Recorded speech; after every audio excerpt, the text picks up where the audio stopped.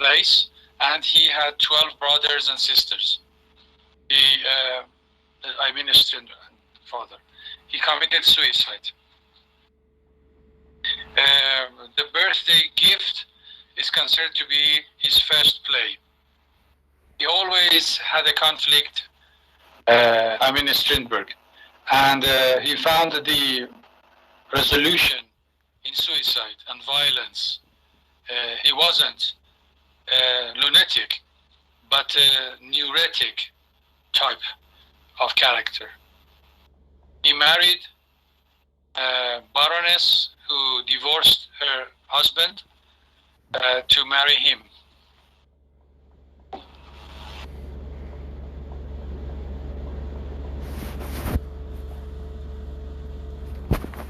The constant subject matter that you can see in most of his works are war of the sex between men and women.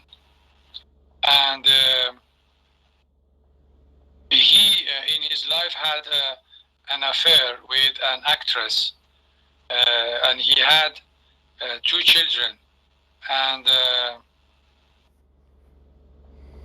after 12 years, he went abroad. But again, in 1893, he had his second marriage, and again in 1901, he had married an actress, Marionette. In 1908,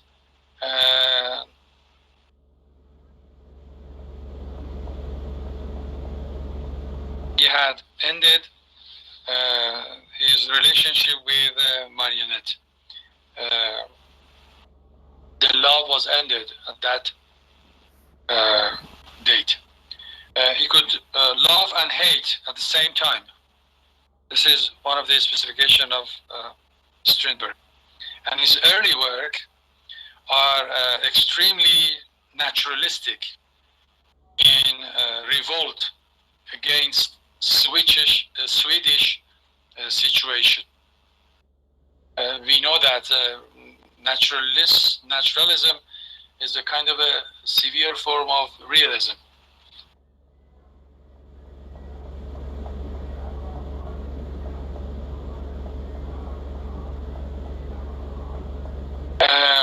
Plays such as The Father, published in 1887, The Stranger in 1889, and Miss Julie, published in 1889, same year, they are all product of this naturalistic period.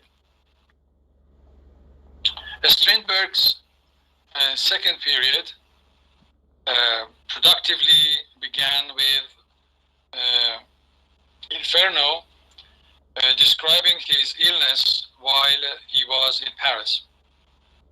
He was interested in alchemy, and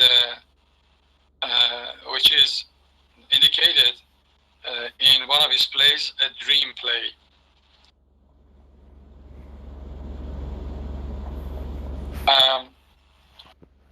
Now let's talk about the play itself. The Father.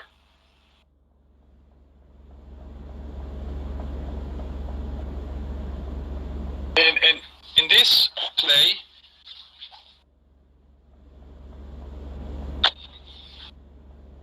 the male character is the mistreated sex.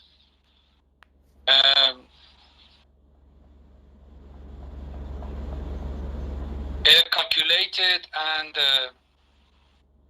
scamming and scheming women. Laura, the main character in this play, seems to be representing the blocked psyche of the female of her age. And Ibsen, if you remember, concentrated on the social, but Strindberg stresses the psychological problem of the people. This is the difference that exists between Ibsen and Strindberg. Ibsen concentrated on social problems, but Strindberg stresses the psychological problems. Laura in this play doesn't like her husband existence and didn't like the idea that he was the master of the house. In her own way, she's trying to overthrow the male domination, but does it in a very ugly way. Again, if you want to make a distinction between Ibsen and Strindberg, you can say that in Ibsen, women had something to do. Education, independence, works, such as Nora, the main character of Ibsen's play. They take risks. Women in Ibsen's works, they take risks for the chance of independence. But in Strindberg, Laura is not like that. She likes the money, but not independence. The women in his plays, they do not take risks. This is not natural in this way. Laura's femaleness goes under question by itself.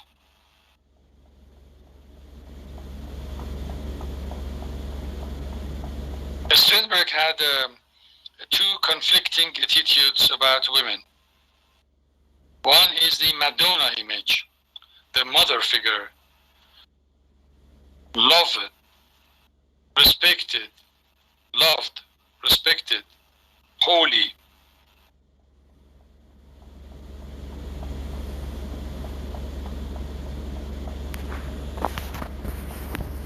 He couldn't have lived easily with this class, but he was attracted to the ones who were not so. So he worshipped the saints and fell in love with the devil. All his wives and lovers, I mean Strindberg's wives and lovers, were the second type. They were of the devil and demon. And this caused him some psychological dilemmas about women. In discussing Strindberg, we mostly refer to him as a man, for most of his characters arose his autobiography. Strindberg seems to believe the females are the dominant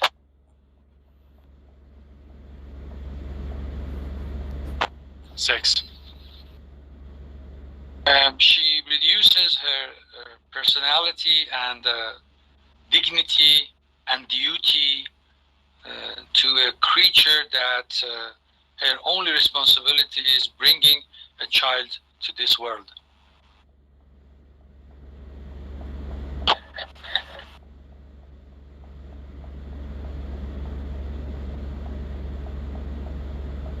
She's so low that she uses the weapon that any ignorant woman could cheat with it. She's very cheap. Laura has the nature on her side, and she's taking advantages of it as its best.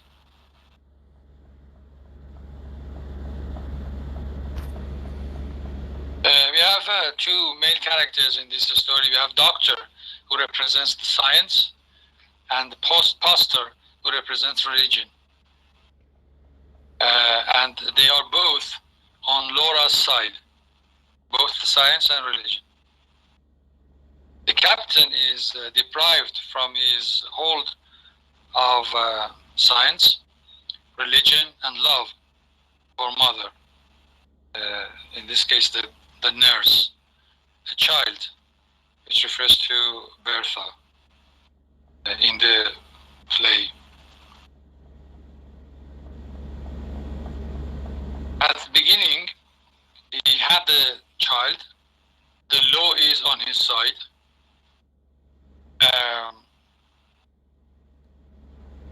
He has intellectual self-respect, manly self-confidence,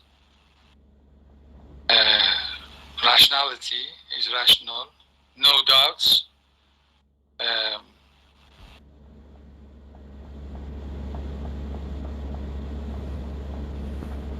The nurse has motherly warmth, and they are all the representative of his values. But during the acts, gradually he loses all these under the misgivings of the power shells. Laura during a psychological war.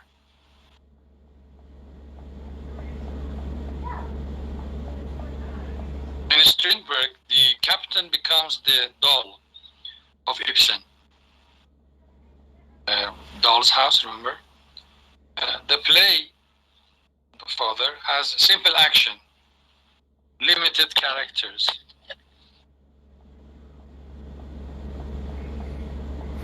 The situation of Bertha, the child, is only an excuse to begin the play and bring out the psychological conflict to reality.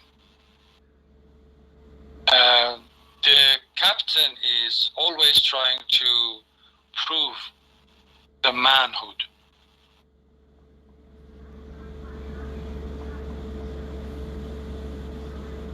Turn of the century, which was redefining the role of men and women, and in such conditions, there are always turbulences, and women and men like Laura and the captain are the victims of such a situation. However, Laura, who is trying to establish the change, but she is doing it in a vicious way. Captain is also strange. He was very much afraid of losing the very gift of being the chief and the change which made him to make mistakes.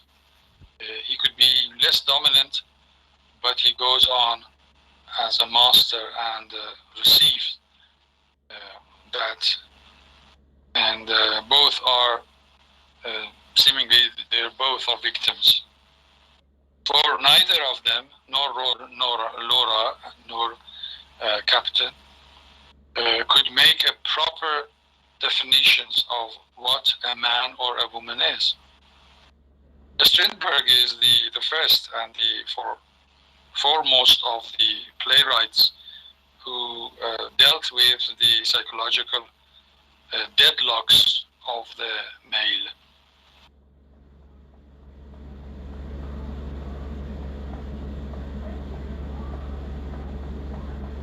Laura is powerful, and she's the fittest, according to Darwinian survival of the fittest. So those who are weaker, they have to demolish. Dying of one and rise of the other species is a highly Darwinian animal-like manner. She was psychologically upset with the marriage that he had with Captain. Although the women are getting victory, but it's the women who are reactionaries and the conservatory. They are happy with what the man dominance has cost on them.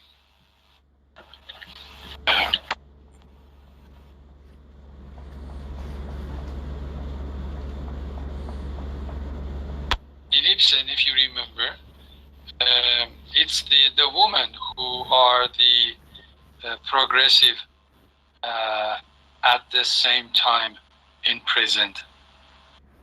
But she wins because she has respect for nothing. Grandmother is religious, doctor is scientific, but she has no respect and belief in rule, law, principle, and this perfectly adjusts Darwin's survival of fittest. For to be the fittest means the strongest one should not yield to any principle, just like Laura. In love, religion, etc. For all makes her weak. For what reason? Because all of these things, such as love, such as religion, they will make her weak, and she cannot survive. So, in this way, she cannot become the fittest.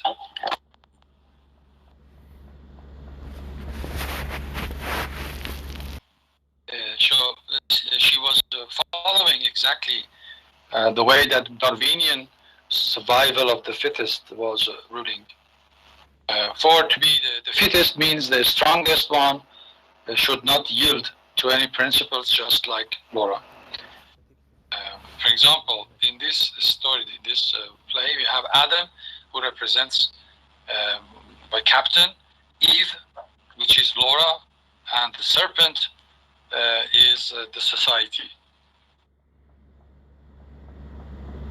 which actually pushed the Eve toward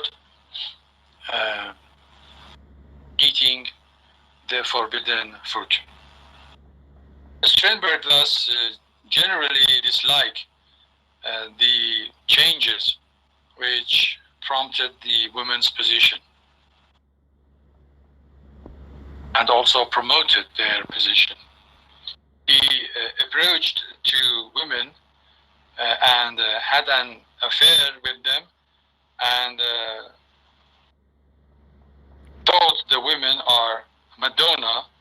Thus he felt insane, so always lunged they were whores and felt all the time in guilt.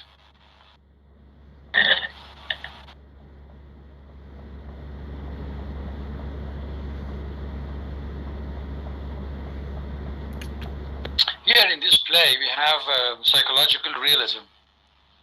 Psychological study of the captain and the woman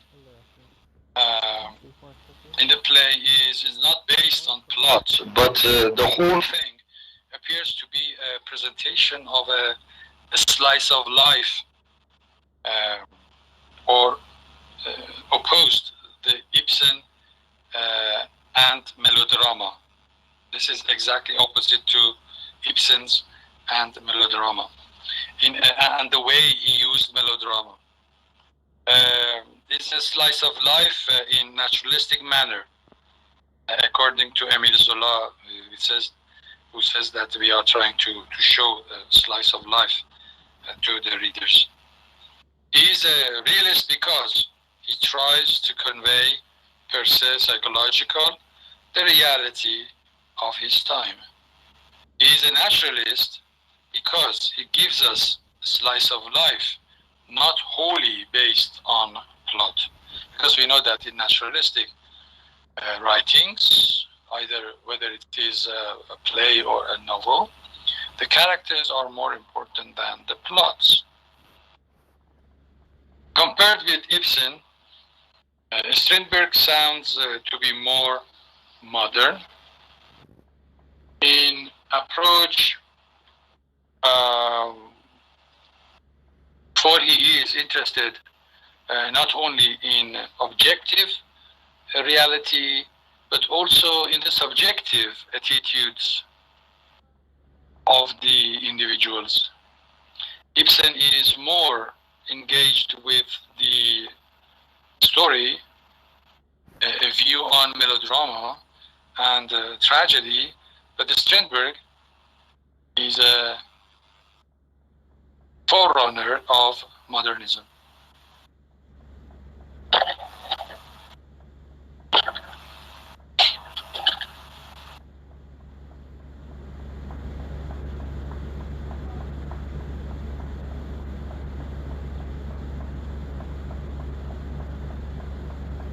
Strindberg's plays have affected and left a great impact and effect on the USA and European writers.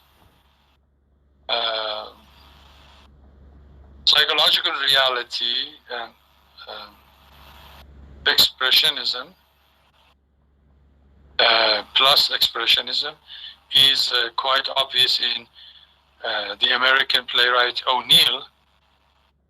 And from O'Neill, it moves to Tennessee Williams, that we are going to study during our term. Ibsen is affected. Arthur Miller and Chekhov actually parodied Ibsen in a way.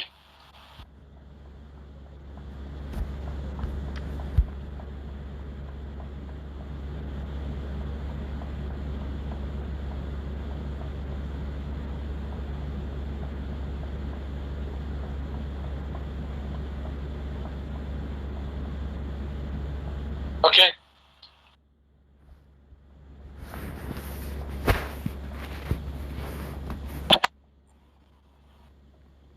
Going on in this play and say about the characters. The characters in this play, actually it happens in 3 acts and in 24 hours. And the setting of the story takes place in Captain's house. The characters consist of the Captain, Laura, Bertha, Doctor, Pastor, the nurse, Nojd, a servant, and Batman. We can categorize Laura in this way. She's a calculated and a scheming woman. Second, she's representing the blocked psyche of the female of her age. Third, she's trying to overthrow the male domination, but does it in an ugly way, as I've mentioned. Fourth, she has a nature on her side and takes advantage of it at its best. Fifth, she reduces her personality and dignity and duty to a creature that her only personality is bringing a child to his world, as I have categorized before.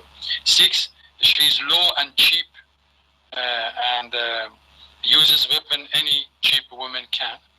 Seven, she is Darwinian, the fittest, the strongest. Eight, she wins because she doesn't respect any principle. And 9, she is psychologically upset with her marriage. And 10, she has the doctor, science, and pastor, religion, which represents religion, on her side. But Captain, as I have mentioned before, at the beginning, he has everything, and he is a chief and dominant figure. But he had a child. Second, the law on his side, intellectual self-respect, many self-confidence, manly self-confidence. Number 5, rationality. Number 6, he had no doubts. He was always sure. Number 7, motherly warmth by nursing. And number 8, all the values. Bertha is an excuse for the beginning of the play, and bringing out the psychological conflicts of the play. So we know that the captain gradually loses all these under scheming of Laura's during the psychological war.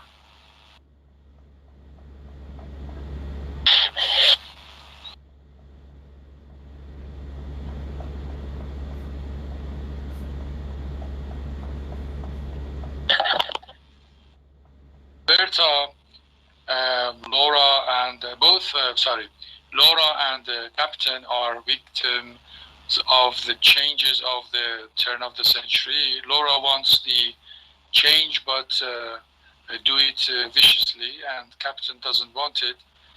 He doesn't want to lose his dominance, and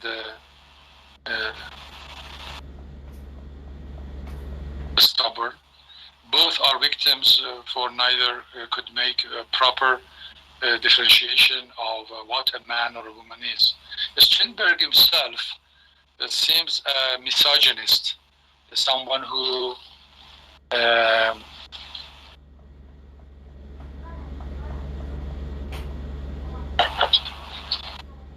Russia cannot hear me.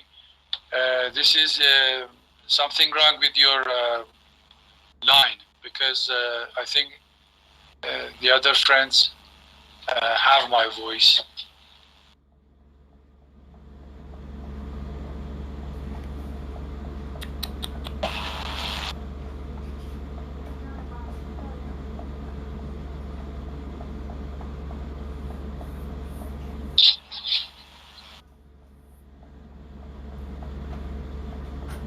Yes, Allah. This list that you have, that we have in the group, is the primary list. Since you have been added to the class later, from the last week, I will tell you which part you have to present. Okay. Let me see. Chekhov, Pirandello, Brecht, UNESCO, Beckett, Miller, Winter, someone who is against women. In this period of his work, and he seems to be against the female dominance, and generally dislikes the changes which promote their positions. This might be because his own view is one of love and hate. Strindberg had two conflicting attitudes toward women. First, the Madonna image, as I have mentioned before, but he was attracted to the second kind, the devilish ones. This caused him psychological dilemmas, as we have mentioned. If you want to make a comparison between Ibsen and Strindberg, we can categorize it in five different aspects. One, Ibsen concentrated on social problems, with Strindberg on psychological. Second, Ibsen presented plays with a view on melodrama and tragedy, with a stress on plot, but Strindberg didn't use melodrama. Number three, Ibsen is more engaged with the objective reality, but Strindberg is also interested in the subjective attitude of the individuals. Fourth, Strindberg's play is not based on plot and appears to present a slice of life in a manner of the naturalism. Strindberg is a realist in that he convey per se psychological the rejecting of his time, yet he is a naturalist for he presents a slice of life version. And the last one, Ibsen's women had something to do and were interested in education and independence, and they were progressive, although imprisoned, such as Nora. But they took risks to make choices and independence. In Strindberg, Laura is the opposite, and she doesn't risk, likes many, but not independence, and this is not natural.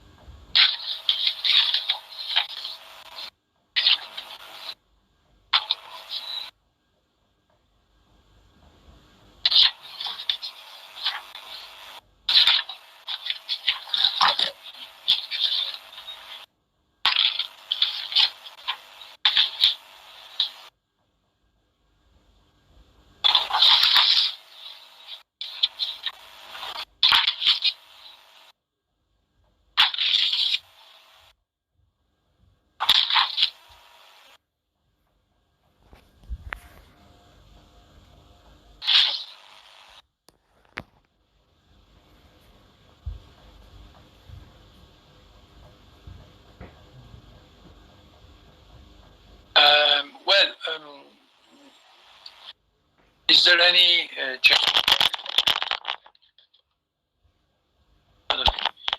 any changes in the situation of the presenters for today?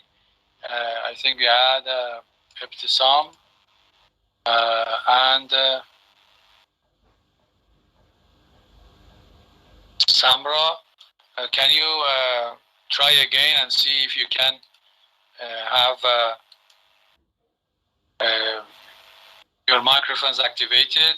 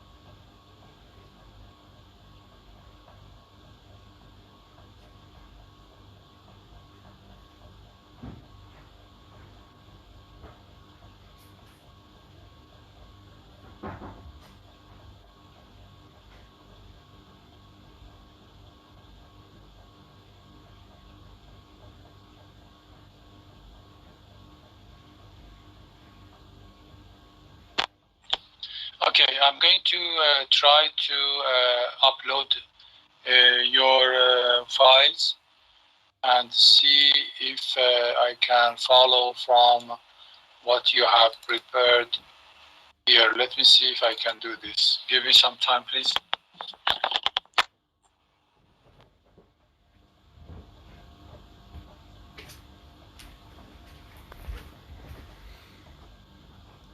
No, Bertha. Both know Bertha cannot be raised in the captain's household. However, the captain wants her to move into town and study to be a teacher, whereas Laura wants her daughter to have a different destiny. Perhaps as an artist. Captain says that his decision is final and that the law supports him because he points out the woman sells her rights when she agrees to be married. Swedish law at that time prevents Laura's wishes about her daughter's future to be allowed.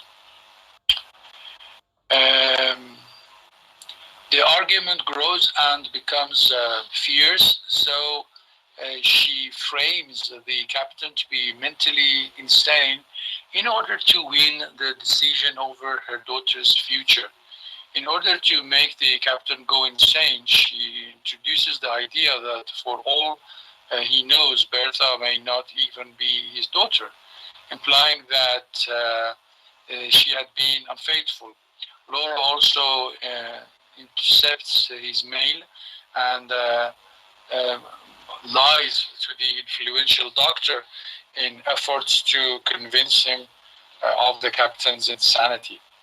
The captain starts to believe that Bertha is not his child, and eventually is locked in a room with bullets emptied from all guns, so the captain may not shoot himself.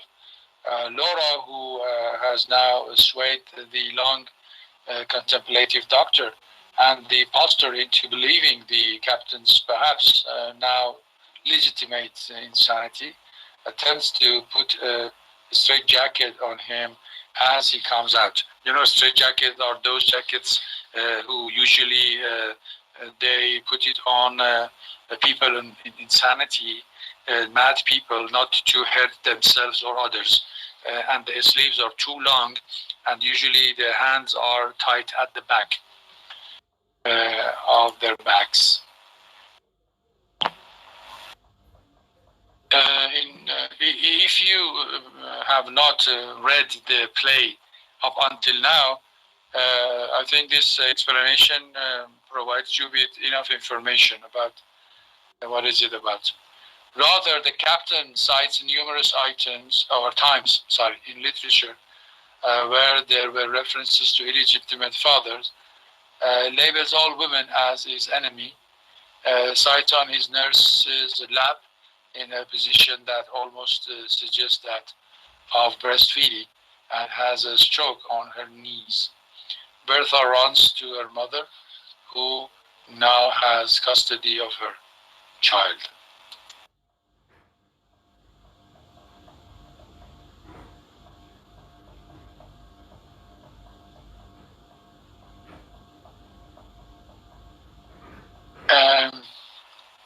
Augustus Strindberg, born on January 22nd, 1849, died in May 14th, 1912, was a Swedish playwright, novelist, poet, essayist, and painter.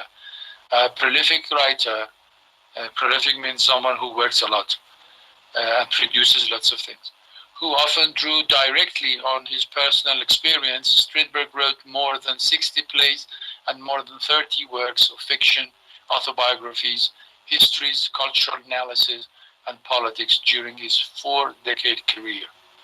A bold experimenter and iconoclastic throughout, he explored a wide range of dramatic methods and purposes, from naturalistic tragedy and history plays to his anticipations of the expressionist and surrealist dramatic techniques. From his earliest work, Strindberg developed forms of dramatic action, language, and visual composition so innovative that many were to become technically possible to stage only with the advent of film. He is considered the father of the modern Swedish literature, and his book, The Red Room, has frequently been described as the first modern Swedish novel. I think we had some references to all of these.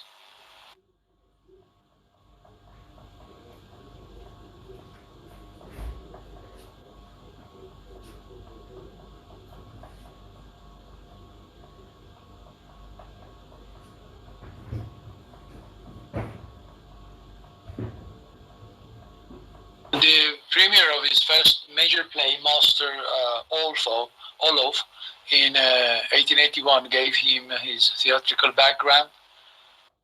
This is a breakthrough, and in his plays, the father, Miss Julie, and creditors, these are the names of his plays, as I have mentioned before. He created naturalistic dramas, in particular, the characterization in the well-known Miss Julie replaces plot as the predominant dramatic element, in contrast to melodrama and the well-made play, and the determining role of the heredity and the environment of the characters is emphasized. During the 1890s, he spent, this period is called Fond de siècle. He spent significant time abroad engaged in scientific experiments and studies of the occult. However, a series of the psychotic attacks between 1894 and 1896 led to his hospitalization and return to Sweden, where he was able to recover. In 1898, he returned to playwriting with a play called To Damascus, a dream play of the spiritual pilgrimage. This is also a very nice play. Advisable to read it. Sam, this is yours. Oh, pardon me. Sorry, I made a mistake. Sorry. I have Samra's in line. I thought this is Samra, sorry.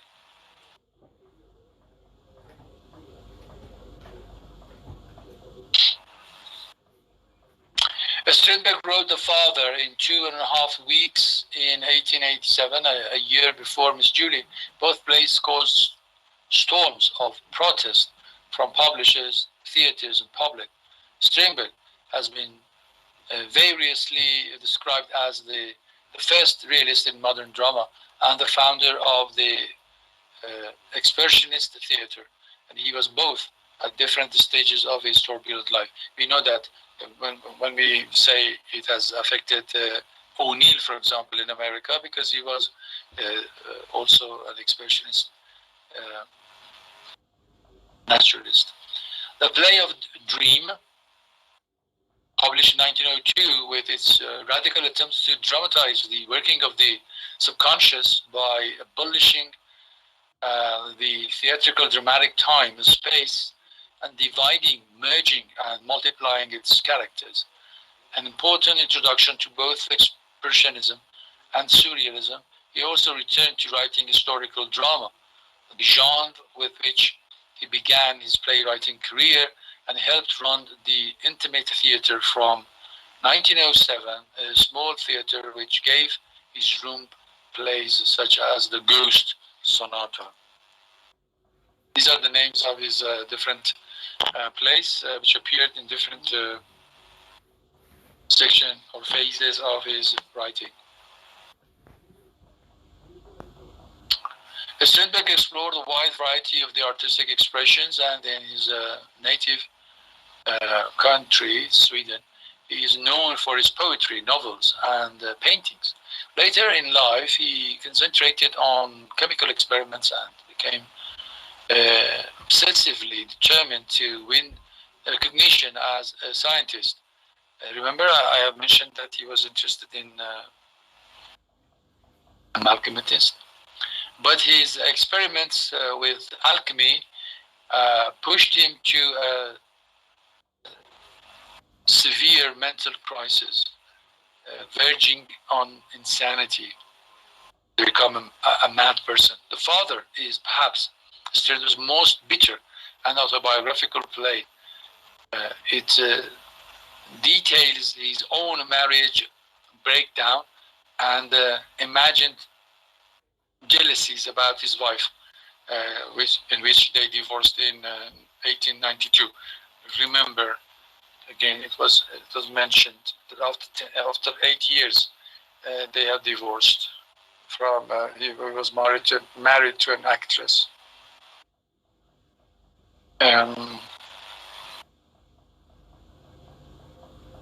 It takes a long time to upload it. In his essay on psychic murder, published in 1887, he referred to the psychological theories of Nancy Skoll, which advocated the use of the hypnosis.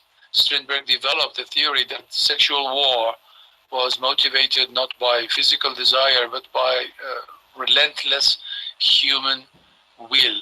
The winner was the one with the strongest mind and the most unscrupulous. Anyone who, like a hypnotist, could force the most affected psyche into submission. And his views of psychological power struggle can be seen in works such as Creditors, The Strongest, and Untouchable. In 1889, he published an essay on modern drama and modern theater, in which he distanced himself from naturalism, arguing that it was a frivolous realism and devoid of imagination. His sympathy for Nietzsche's philosophy and atheism, his journal was also waning. He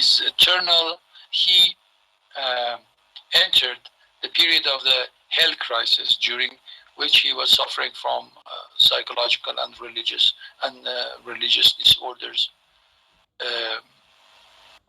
that influenced his later works.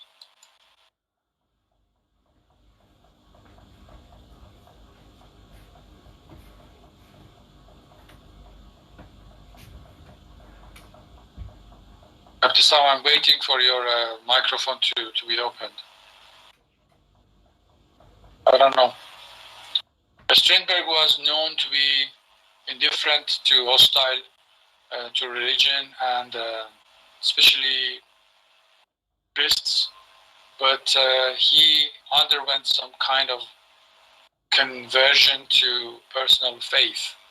In a footnote, he noted the influence of Emanuel Swedenborg on his current work. We know that Swedenborg is the one who has left a great impact on the French symbolists. The forces were central to Strindberg's later work.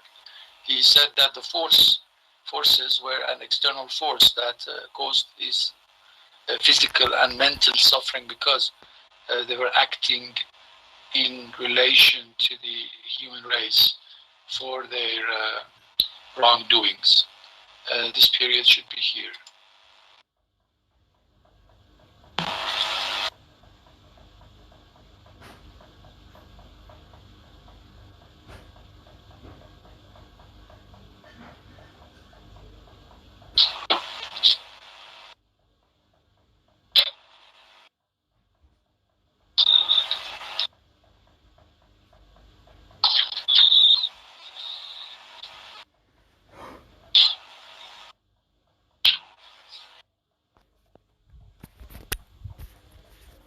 Others, and that his ordeal was the compensation for sinful deeds earlier in his life.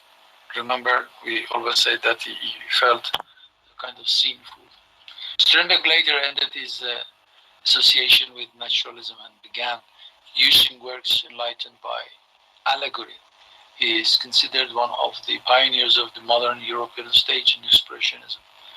The Dance of Death, the Play of Dreams, and the Ghost Sonata are famous plays from this period. His most famous plays and productions of Master Olaf and Miss Julie the Father.